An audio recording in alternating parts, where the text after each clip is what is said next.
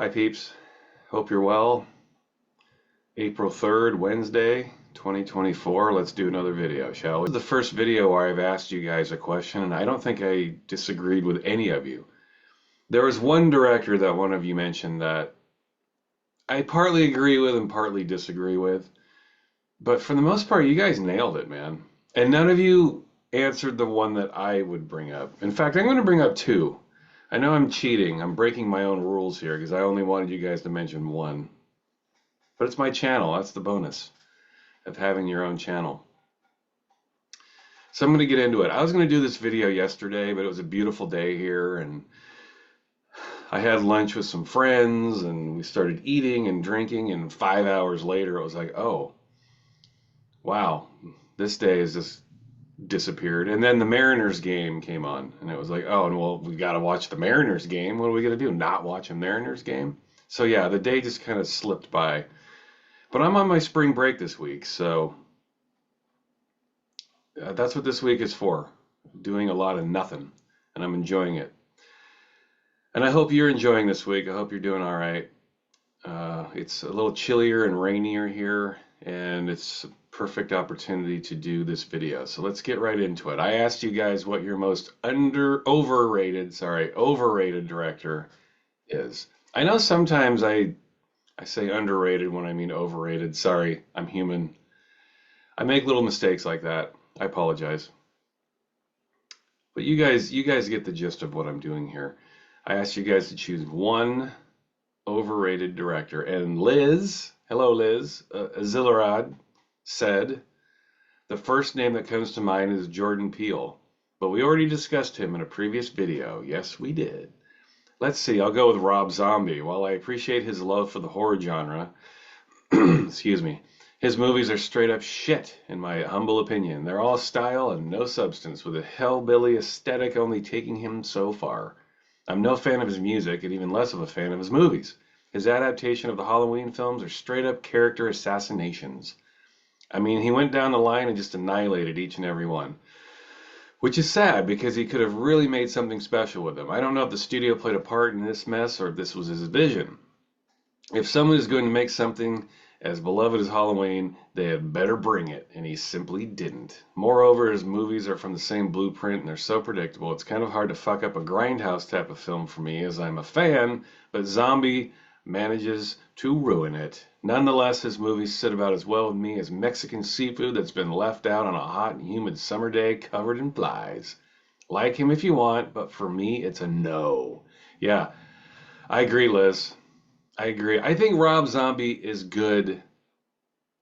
Oh, by the way, I need to mention this because I feel like a lot of my subscribers are Ministry fans and Al Jorgensen fans, so this needs to be said. Would Rob Zombie have a career if Al Jorgensen did not exist? That's right. The answer is no. But I think Rob Zombie is he's good at one thing. He is a professional panderer. And I know I bring that name up a lot, but he is a hack. He is a classic director that is a hack. Or let me reword that. He is a classic example of what a hack director is. He has one talent, he has one super talent, and that is taking what already exists in plain sight and repackaging it and repurposing it for dumb audiences. And as we know, dumb audiences have a lot of expendable cash, don't they? They like to go to bad movies, they have bad taste, and they like to enjoy bad music. Anyone who's ever heard a White Zombie album knows that a lot of people like White Zombie, which is just further proof and elucidation and illustration that there are a lot of people out there with highly questionable taste. And White Zombie and Rob Zombie is a purveyor of bad taste. That's what he is. He's good at it. And I guess people always call me cynical. I'm skeptical. There's a difference, you know. I'm a skeptic. I'm not a cynic. And I'm very skeptical of people like Rob Zombie. But because I'm a skeptic and not a cynic, I also kind of I have this attitude with Rob Zombie where I'm like, well, good on him. He's made a decent living doing this. I don't want to ever bemoan someone to earn a nice living. I mean, there are plenty of people out there in plain sight every day that aren't famous that make their money in really scurrilous, underhanded, dirty, scummy ways. And I don't know that, I think I would look down on someone who's just a straight up salesman or car salesman. I'd look down on them more than I would look down on someone like Rob Zombie. Rob Zombie's been able to find his niche. And his niche is people who don't really want to think about their art. I mean, could you even call what Rob Zombie does art? I would argue that it's art. If you're taking something, not some people when they remake things, they do it in a really fresh way. They just take the kernel of something, just the seedling of it, and then they expand it into something new. But Rob Zombie doesn't do that. He just takes concept like Halloween and just repackages them. He really doesn't do anything new. He puts a bunch of dumb jump scares in there, and he puts some fake gore over here and some CGI over there, and he puts some hot women in there that show their tits for a few minutes, and then that's the end of the movie. But that's all people want. They want sex and violence and some swearing and some nudity, and then they go home satisfied. They don't think about the movie afterwards. It's just professional pandering at its highest or lowest level, however you want to look at it. If you're a glass type half full kind of guy, it's highest level. If you're a glass half empty, it's going to be the lowest level. So I don't exactly look down on Rob Zombie. He's been able to make a living out of this. But Liz, you're right. His movies are shit. I'll go one further. I haven't even bothered watching those Halloween remakes. Why the fuck would I? I already know what it is. I mean, sometimes you just watch a trailer for something and you already know what you're getting. There are going to be no surprises. You know what the acting is going to be like. You know what the direction is going to be like. You know what you're getting. So for me, in my opinion, I don't know why I'd spend any of my time, which is precious, watching a remake by Rob Zombie of a series that I was really not that big of a fan of anyway. I'm going to say it. Halloween, yeah, okay. It's John Carpenter, it's Halloween. I would argue that Halloween isn't even in his top five best movies. Now, it came out at a time where it just changed the world. I get it. Like, Halloween changed everything. I don't necessarily think Halloween has aged all that well, though. I can think of five movies right off the top of my head that I like infinitely better than Halloween. Escape from New York, They Live, The Thing, The Fog. I like The Fog more. Sorry, but I do. I, in fact, I was thinking about doing a video on The Fog. Maybe I will someday. Anyway, and then the fifth one, Christine. I'll take those five movies over Halloween any day of the week. Shit, I might even put Assault on Precinct 13 above it. Halloween's fine. I'm just saying that is it a movie that we want to keep rehashing? I guess it makes sense to do it. It makes millions of dollars. Doesn't mean any of them are good though. That's the funny thing with art is like you can keep, vomiting out the same story by a different director and people just love it. They eat it up. They want to revisit things and I don't understand that personally. It's just a personal preference, If people enjoy it, that's cool, but I don't enjoy it. I want to see a new story, man.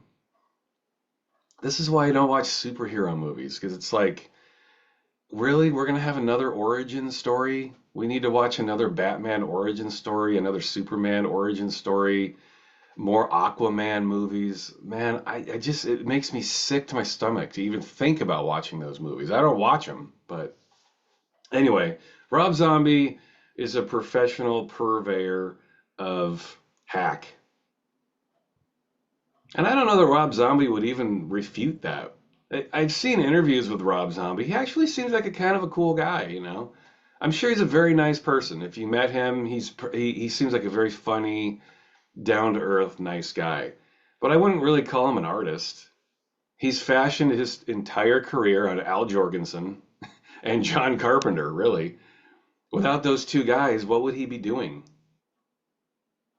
So, Liz, you're right. Rob Zombie, is he even a director? I would argue that. I think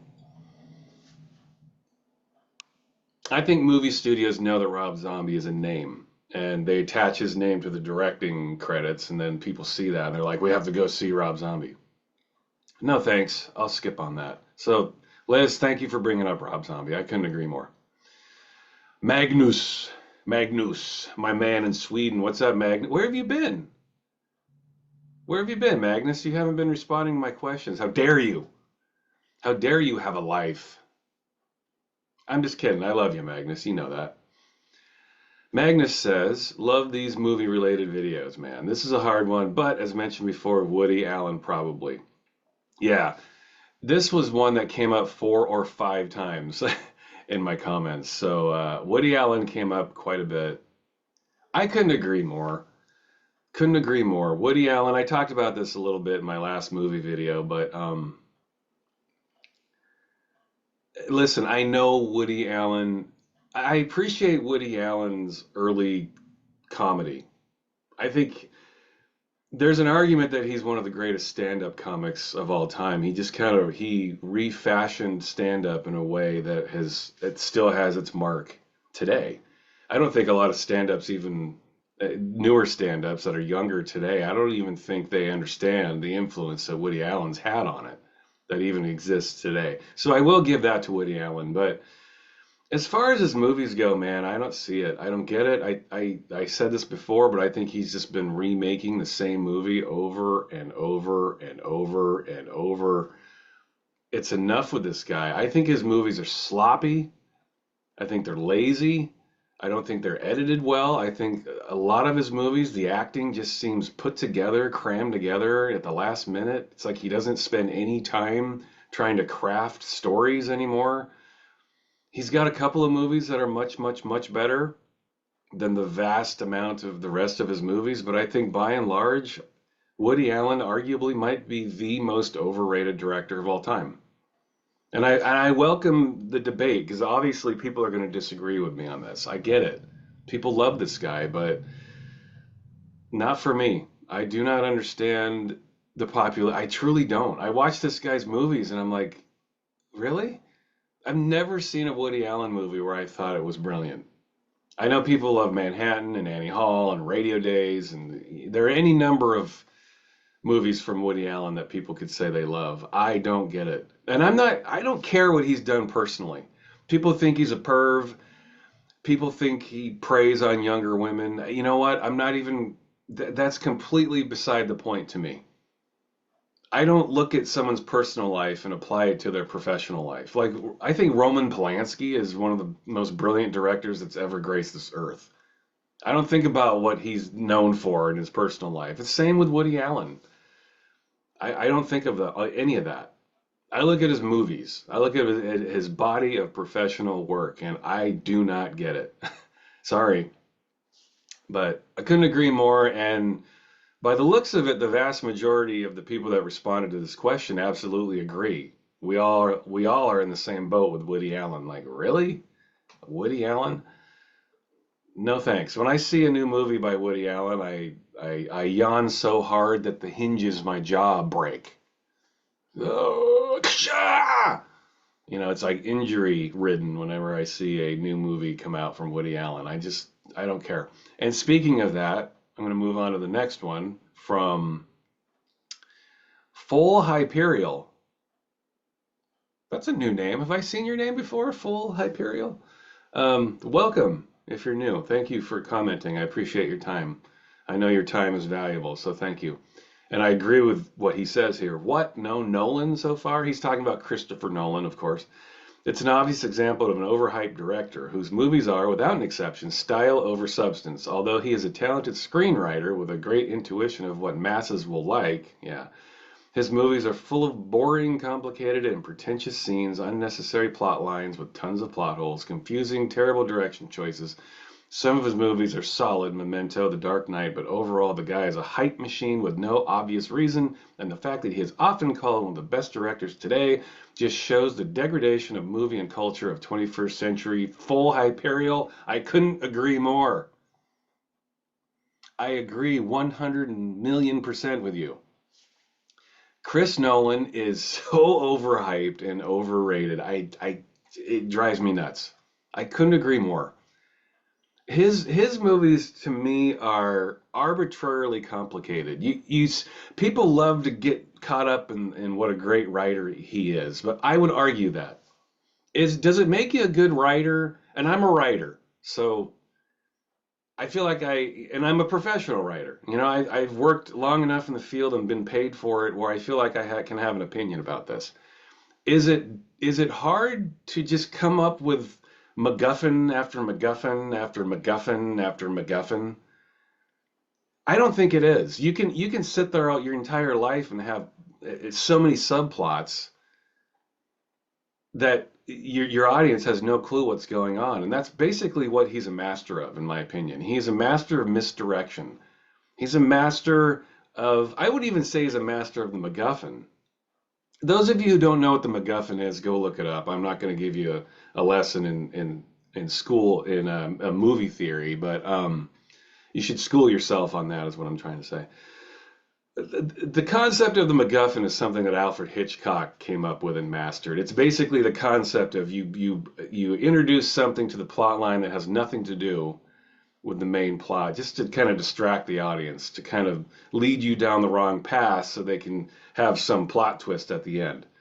And that's what Nolan does. I feel like he just like most movies have one MacGuffin, but not Nolan movies. He's got like 100 MacGuffins, and he's got 100 characters, none of which are that compelling. You're having a hard time caring about any of his characters, in my opinion. I think that's what Nolan's good at. He's good at misdirection. He's good at a triangulation of crossfire. It's most audiences, when you watch one of his movies, most audiences are just like, what, wait, what, where, who, what, when, how? And it doesn't really matter because at the end of the movie, it's just empty-headed anyway. And I think I want to hesitate and pause before I say this. I want to say this carefully. I think people who watch and enjoy Nolan movies are. There was one word that came to mind, but I want to pause before I say it. Starts with an S and ends with an N. Has 9 letters in it. Um, mm. Well, let me just say that people who enjoy Nolan movies, I think it's a particular audience that is drawn in by arbitrarily complicated situations. For smarter audiences, I don't think smarter audiences enjoy Nolan because they're too smart. It's like, no, you're trying to misdirect me here. I know what's going on. Nothing's going on. You can try to confuse me and lead me down this other path as much as you want, but I still see what you're doing. You're not tricking me, dude. And Nolan, that's what he does. I wouldn't say Nolan's a hack. The guy knows how to write. He's a compelling director. But I think his movies are just like I keep saying these same words, but these are the best words for it. They're arbitrarily complicated. When you stop and look at what he's actually doing and his ultimate message in his movies, it's really pretty fucking simple. And I will agree with you, full Hyperion, here with Memento. I think Memento is still his best work, but that movie's 25 years old now, 24, whatever, close enough. It's over 2 decades old. I don't think any movie he's done since has even touched the brilliance of Memento. I thought his concept with that movie was really cool. I thought it was acted to perfection. I thought Guy Pearce and Joey Pants were amazing. That's a fantastic movie. Um, I will disagree with you on The Dark Knight. I think The Dark Knight is one of the most insanely overrated movies of all time. I thought it then, and I still think that. Yeah, yeah, Heath Ledger's great. I know. But that doesn't mean that the whole movie's great. Every scene that Heath Ledger's in is fantastic, but it's Joker. Can you ever think of a time you saw Joker in a movie and it wasn't compelling? Joker's just a compelling character. Joaquin Phoenix played it much better, if you ask me. Jack Nicholson was horrible, though. I will say that. And that's gonna lead me to my own choice of most overrated director. I think I just gave away my answer. You guys will know who it is at this point, but I'll wait to actually say the name until later. But full Hyperial, I agree. Chris Nolan is obscenely overrated. I every time I see him have a new movie out, I'm just like whatever. I don't know if I'll see it. I really have no interest. Okay, here's the one director that I kind of disagree with, and I knew this name would come up. I knew it. Comic director. Hey, how's it going, man? I haven't seen your name pop up. And thank you for watching and commenting. I appreciate your time. Spielberg. Love him, but he's not my fave. I hear you, man. I understand. Spielberg's a tricky one because I love Steven Spielberg unapologetically. I love him. He changed the entire medium. Not only did he change the whole medium of movies, but he's just changed the way we watch movies. People have tried to emulate what he does, and no one's come close. I sometimes see people compare J.J. Abrams to Steven Spielberg. Please, please, okay? J.J. Abrams wishes he had 1 ounce of the talent that Steven Spielberg has. Steven Spielberg has directed some shitty movies, okay? He has, but the vast amount of movies that he's done that are brilliant, I think forever gives him a pass. And if you want me to give you some examples, here they are. Raiders of the Lost Ark, Jaws, Close Encounters of the Third Kind, Munich. I think Munich is a vastly underrated movie. Schindler's List, Temple of Doom, The Last Crusade, Catch Me If You Can, which I know that movie was popular, but I still think it's underrated. I think that's a great movie. I think his take on War of the Worlds was really good. I was surprised how much I liked War of the Worlds. So I get it. He also has directed movies like Always and Hook and Crystal Skull and The Terminal. He's done bad movies. I get it. Saving Private Ryan is another brilliant movie. Brilliant movie, Saving Private Ryan. He does dabble. Duel. God, I almost forgot my favorite Spielberg movie, Duel. The dude was like 20 when he made that movie, maybe 21. Duel. I mean, it's Steven Spielberg, okay? I get what you're saying. Like, is it possible for someone to be so hugely popular and be overrated and underrated? I think so. Spielberg is the one exception. Um, I love Spielberg. Like you said, you love him too. I'm not trying to say that you're not saying that, but I get what you're saying. He's done enough crap where it's a debate. It's a conversation that's worth having. But man, Spielberg, he forever gets a pass. E.T. is another one. I don't think E.T. has aged that well, but that's an example of a movie that he's done that just changed everything. Um, I mean, for me personally, it's Duel and Jaws and Raiders of the Lost Ark and Munich and Catch Me If You Can. Like those 5 movies. Man, it's Spielberg. What can you say? So I get what you're saying. Thank you for bringing his name up. I think it should be said. He does dabble in over sentimentality, but that's the way he makes his movies, you know. He's a sentimental guy. That's what he likes to do. That's what he likes to see and likes to create. And I respect him for that. Like nobody's able to make a movie like him.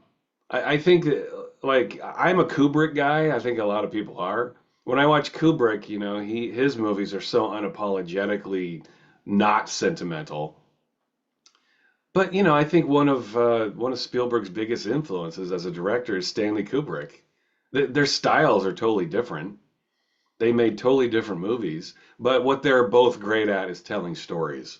And no matter how well oversaturated the sentimentality is with Spielberg movies, you can't fault the guy's storytelling. You know, Spielberg is a master at that. He's a fucking master, and I love me some Spielberg.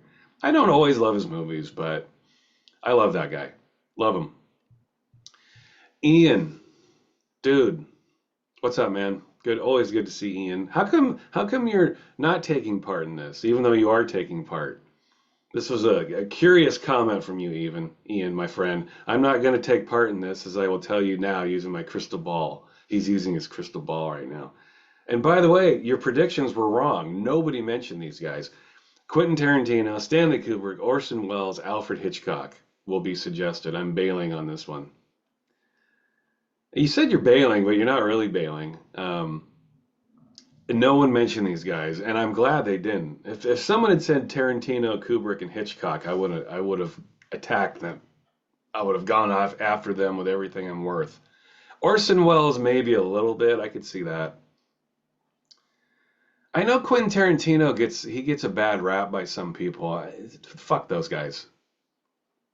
You think Quentin Tarantino is overrated? You're just straight up wrong. That's just wrong. No, he's not overrated. He's underrated somehow, and he's popular. I think Quentin Tarantino's a genius, one of the best film directors we have today. In fact, other than Scorsese, I would say Tarantino's the best out there. That's all I have to say about it. You think that directors aren't always culling influences from something else? People always accuse Tarantino of doing that. He just wears his heart on his sleeve when he takes his influences and puts them in movies. Every director is borrowing from somebody. Please, you don't think Spielberg does the same damn thing? Go watch Lawrence of Arabia if you don't think Spielberg is stealing from other directors. Every director does it. So get out of here if you think Tarantino is a thief. All directors are thieves. There's another Woody Allen, Razmix. How's it going, man? Razmix brought up Woody Allen. Sorry, I have allergies, and allergies are floating around in the air right now. My throat's kind of dry. In fact, let me get some of this shit. Mizzanola. What's up, dude? And here's another one I agree with. Terrence Malick. All his movies ooze with conceited self-importance and have dialogue that sounds like it was written by a first-year philosophy major. I don't know that I could put it any better than that. I mean, I agree. I do like moments of his movies. Like, I like Thin Red Line a lot. It's probably my favorite of his.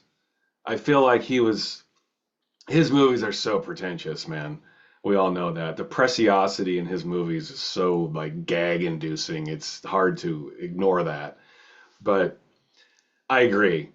Thin Red Line's the one exception. I do like that movie, but man, it is pretentious. The guy he takes every little infinitesimal, insignificant thing in life, and he magnifies it to the most agonizingly, annoyingly pretentious level that it's just hard to not laugh when you watch his movies. I mean, someone could be picking their nose and taking a shit, and he would be filming it with these soft colors and this sweeping music, and you know, someone could be sitting on the pot like having this existential moment, and Terrence Malick would capture it. What does taking a shit mean? As the poop dribbles from my butt, what do the Earth's cores and universes and stars mean as they all come together as the shit dribbles from my butthole? I mean, everything, anything. He could take anything and completely contort it into some agonizingly pretentious level. It's bad. I agree. It's hard to take, man.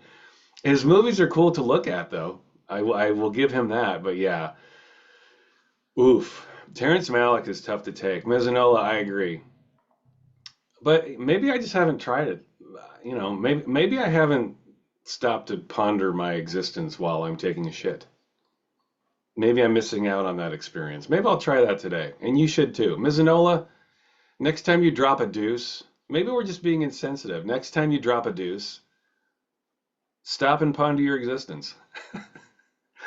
Let me know how that goes for you. Okay. I know this video took an ugly turn, man. I'm sorry. Johnny Yeshno, how's it going, my friend? Love me some Johnny Yeshno. Always love seeing his name pop up. Harmony Korine. Most of his films are hipster dumb shit. Sensationalism for the sake of provocation. But mostly it's just boring schlock. I agree, man. I agree.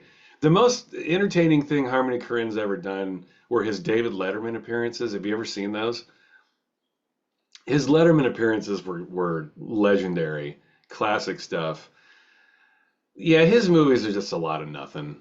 He makes movies for pretentious film students.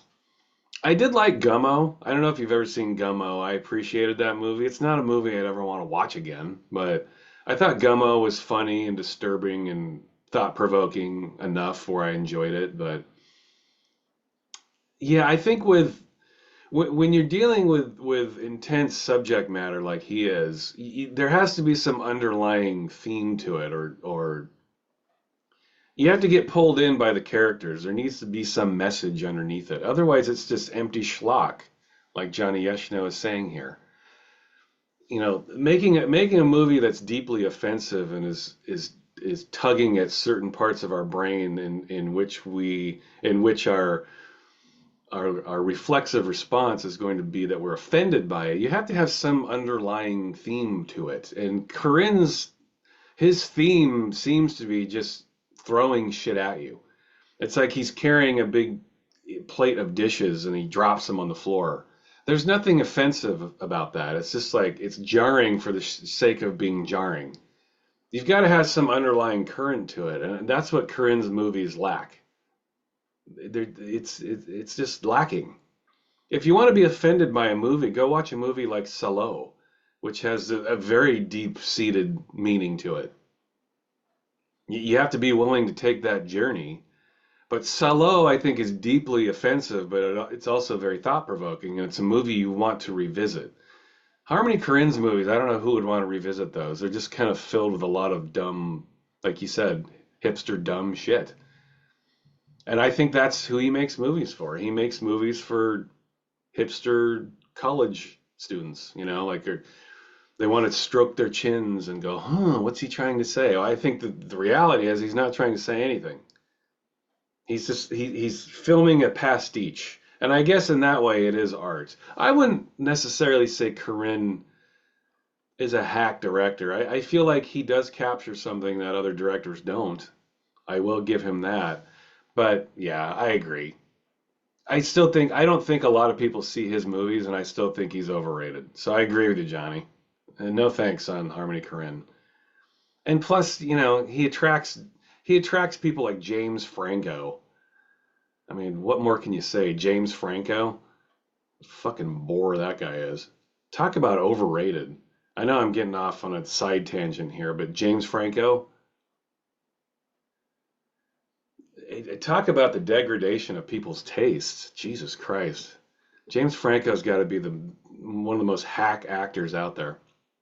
And directors. Didn't he direct The Disaster Artist? About Tommy Wiseau, however the fuck you say that idiot's name. Talk about underrated. Maybe Tommy Wiseau should be at the very top of that list. I mean, I know he's a joke, but I never understood by the way, I never understood the love affair with The Room. But again, hipster, right? Right, Johnny? Uh, Tommy Wiseau is a hipster's champion. He's so horrible. It's funny. He's so horrible. He's great. No, he's just fucking horrible. I kind of feel sorry for Tommy Wiseau. It's like everyone's making fun of him. They're laughing at him, not with him. Always kind of felt sorry for him. But there'll always be somebody like that out there. All right. Mean Sheets. What's up, dude? Are you new to my channel?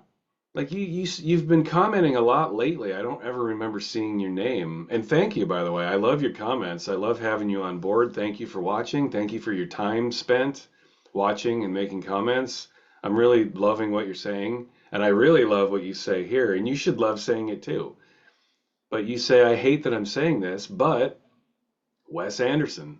Why hate that? You should love that comment. I agree. I agree. Wes Anderson is obscenely overrated. Um, I will give him Rushmore.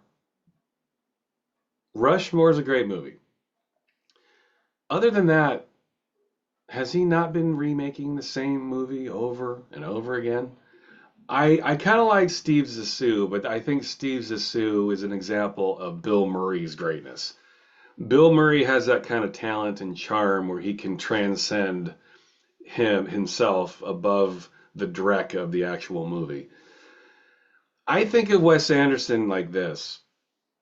I always picture Wes Anderson like a little girl building her Barbie house. Like a little girl takes her Barbie dolls and she positions them, and then she's painfully detailed in where every little thing in the dollhouse goes. Like this has got to go there, and this has got to go there, and it's all about the visuals. And I won't take that away from Wes Anderson. He's got a very distinct visual eye, of course, but his movies are absolutely hollow and empty. His characters have nothing to do, they have nothing to say. They're all just pawns, they're placed here and there so they can sit up against the dollhouse and look a certain way, and a certain audience can go, "Oh my God, it's beautiful. It's so beautiful." And it's not really beautiful. It's cool to look at for a couple of minutes, but when you realize there's no story, these characters have nothing to do, they have nothing to say, and his ensemble casts are just that. He gets a bunch of famous people, and whenever you see a movie, you can't even see the title of the movie because there's so many names on the drop down list. Like, oh look, that person's in there, and she's in there, and he's in there. That's what his movies are. It's about promoting, it's about looking at the title card and seeing all the names in his movie, and then you go look at him, you stare at him for 90 minutes, and then you go home. Wes Anderson is criminally overrated. I can't sit through any of his movies. I can't do it. I love Rushmore because Rushmore, he did do one movie before that. It was Bottle Rocket. That's a very overrated movie in my opinion. Anything with Owen Wilson in it is obscenely overrated, but that's a different video. Rushmore is great, and I know Owen Wilson co-wrote that, okay? I'm just talking about Owen Wilson as an actor. He's horrible. That's an opinion. Anytime I see Owen Wilson in a movie, I don't see it. But Rushmore is great because it kind of came out of nowhere, and he picks the right actors to be in that movie. There's only one big name in that movie, and it's Bill Murray, and he was brilliant in it. But he picked Jason Schwartzman, and all of the actors in that movie were right for the part. And there's a story there, and it looks cool, and the music's great. Everything kind of came together on Rushmore. And I wish Wes Anderson would go back to that. It would be cool to see him focus more on a story and get the right actors for the part rather than just getting a bunch of famous people and underpaying them and throwing them in a movie and placing them in the Barbie house. That's all he does. And obviously, Wes Anderson has a very dedicated fan base. People do love this guy. But Mean Sheets, I'm with you. No thanks. I can't even sit through a movie of his. Like, I tried watching Grand Budapest Hotel, I had to turn it off.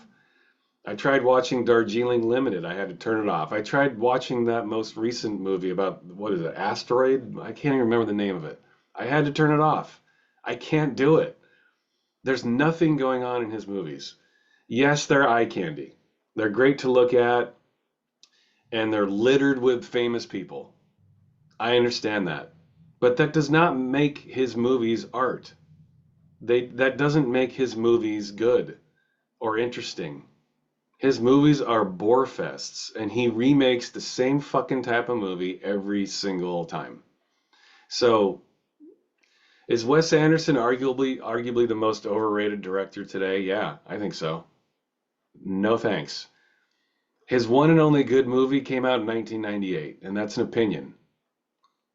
But I don't know, man. Is it true art if you're people call me a cynic. Isn't it cynical to just get a bunch of famous people and throw them in front of a screen and have your brother come in and paint all these intricate set details and have no story? Is that art? Obviously, anyone could argue anything. So yeah, obviously someone could make the argument that it's art. I would argue that it's not.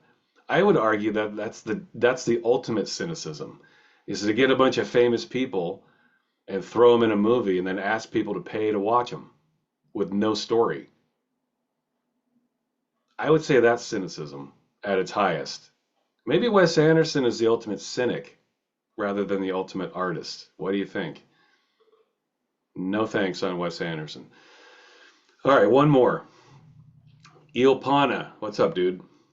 It's got to be M. Night Shyamalan, whatever, Shyamalama Ding Dong for me. When Sixth Sense came out, There's so much noise about how great that movie was and how he was the new Stanley Kubrick. Really? Did people actually have the balls to make that connection or comparison? Sorry, not connection, comparison. How dare they? I watched a few other films he's done since then because I keep convincing myself I'm wrong and all the critics must be right. I get you on that one, yeah. Such as Signs, The Village, Lady in the Water, Happening, but no, I find his movies so dull and boring. The amazing plot twists or reviewer, the amazing plot twists the reviewers say he's known for, I see them coming a mile off. I can't understand the hype behind this man at all. I agree, man. Plot twists? Yeah, right. I've seen enough of his movies. It's like, really? People are confounded by his storytelling? Yeah, I see it coming a mile away. I have nothing to add. I agree. His movies are so obscenely overrated. M. Night seems like a nice guy. Every time I see an interview with him, he's just a very nice person. He's very funny. I don't want to go off on him personally. I just don't want to do that anyway. Um, he seems like a very nice person, but his movies, man, I didn't even like The Sixth Sense. I remember when that movie, what is that, 25 years ago right now, right? 99? That movie just took over the world. I remember watching it and couldn't wait to see it, and then I watched it and I was like, really? This movie is scaring people? That was kind of at the beginning of the current phase too, like these movies that are scary, like PG-13 rated horror. Like, right, okay, who is this scaring? I don't know. I think people who are scared by that have not lived life. They think in a very linear fashion, you know. They've never actually experienced true horror or pain or something. I don't know.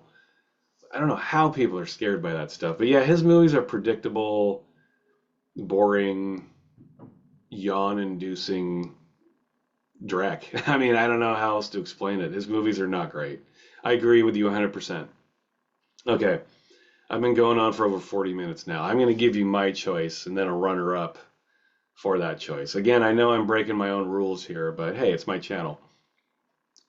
My choice is Tim Burton. Tim Burton. And I know it's a tricky one. He's a tricky one to choose because he's made some brilliant movies, but they're all like super early in his career. In fact, I don't think he's made a brilliant movie since Ed Wood, and that was 30 years ago.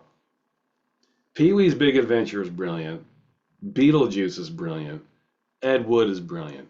And Edward Scissorhands is good. I wouldn't say it's brilliant, but it's good. Ever since Ed Wood, though, I mean, I'm sure a lot of Tim Burton fans will come here and disagree with me, but the guy he can't make a movie that's an original idea anymore. You know, I think that's one of the reasons Beetlejuice is brilliant and Pee-wee's Big Adventure is brilliant and Edward Scissorhands is great and Ed Wood was a love letter from Tim Burton to Ed Wood. You know, I know Ed Wood is a previously existing person, but it was still an original idea. And Mars Attacks is pretty good. I wouldn't say it's brilliant, but that wasn't an original idea either. You know, Mars Attacks was a card, you know, it was a card series back, what was it, 50s, 60s, something like that. So the guy can't make a movie. That's an original thought. Like, can the guy write his own story? He's so busy remaking everything. Alice in Wonderland, Willy Wonka, fucking Sleepy Hollow, Sweeney Todd. Make an original movie, dude. What is this? He's making a new Beetlejuice movie this year. Can the guy come up with an original idea or thought? I think he's painfully overrated. You know, he's focusing on Wednesday. The guy can't. He's just remaking and rehashing every fucking little horror G-rated horror trope ever.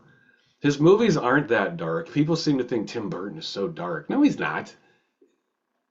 Again, if you think Tim Burton's visions are freaky, go watch a Guillermo del Toro movie. I still think Guillermo del Toro is an underrated director. His movies have gotten a lot of popularity in recent years. I still think he's underrated. If you want a truly horrific vision, go watch a Guillermo del Toro movie. It's not Tim Burton. Tim Burton makes horror movies for kids. Kids love him. And I know this because I'm a teacher. Kids love Tim Burton. And so in that way, I think, you know, he's fine. He's fine as a director, but as a director for adults, I think he's insanely overrated. he can't come up with an original idea anymore. I think he's so busy rehashing tales and being a bit of a hack. I'm sorry, but I'm going to say it. He's being a bit of a hack, and that's who he's become, and he's fine with that. I get annoyed when people just worship this guy. Tim Burton's a genius. Yeah, I don't think so. No. I think a couple of his movies are genius, like Pee-wee. He didn't write Pee-wee, though. Paul Rubens and Phil Hartman wrote Pee-wee's Big Adventure. I don't know how many of you know that. Phil Hartman co-wrote that movie. There's a true genius, by the way, Phil Hartman. Maybe someday I'll do an SNL thing, an SNL video. What do you guys think about that? My top 25 SNL cast members. Phil Hartman would absolutely be at the top of that list. I guess if I were to do a list, I just gave away my number one. But anyway, Beetlejuice. He didn't write that, though. He didn't write Beetlejuice. So, but those were original ideas. I think that's where Tim Burton lacks. And I haven't seen a single Tim Burton movie in well over 2 decades that caught my attention. I've tried. I've watched plenty of his, I've seen most of his movies, and most times I'm busy yawning. His movies are boring. He's not a great director of actors. Yeah, his movies look a certain way, but his movies are littered with CGI. Again, I think he's kind of a cynical director. He uses the tools available to him to put asses in seats. I don't think he's really all that interested in telling compelling stories anymore. He's good at assembling pieces to put out product. That's what Tim Burton's good at. Now, before I whisk out of here, because I've been going for over 45 minutes, I'm going to throw this in there really quickly. A director I think is obscenely overrated, right below Tim Burton, is Wong Kar-wai. And I have a feeling some of you might not know who that is. Wong Kar-wai. There are there are college university campuses that are littered with classrooms and classes dedicated to Wong Kar-wai films. People love this guy. I do not understand this. Yes, the guy's movies look great. Yes, his colors are oversaturated. Yes, they're beautiful to look at. But did you notice that his characters are totally empty and devoid of any soul whatsoever? And every movie he's ever made is obsessed with one element, time. Every one of his movies is about time and how it's amazing, how quickly it passes by or how slowly it passes by. Time, isn't it wondrous? Time, time. Yes, yes, it's wonderful and amazing. You've made 10 movies about it. Can you come up with another topic, please? Wong Kar-wai. Look him up if you don't know who he is. And I dare you to sit through one of his movies and not fall asleep. Holy shit, his movies are bad, man. Like, he's made one movie that I enjoy, Chungking Express. I thought Chungking Express was really charming. I thought it was a very good movie. But I dare you to sit through movies like Ashes of Time. I dare you. If you've never watched Ashes of Time, go try to watch it and not fall asleep. I I don't get it. His movies are gorgeous to look at. Uh, you could turn the volume off on his movies and get the same aesthetic whatevers out of his movies than you could with the volume up. Wong Kar-wai, I'm just going to leave it at that. I know plenty of people might watch that and be like, oh, I don't agree with you, but I don't get it. Wong Kar-wai, no thanks. All right, that is my video for today. Thank you very much, as always, for watching and commenting. I love you guys. Thank you so much for your time and your efforts and your support. And I love you guys. And until next time, have a good week. I'll talk to you next time. Bye.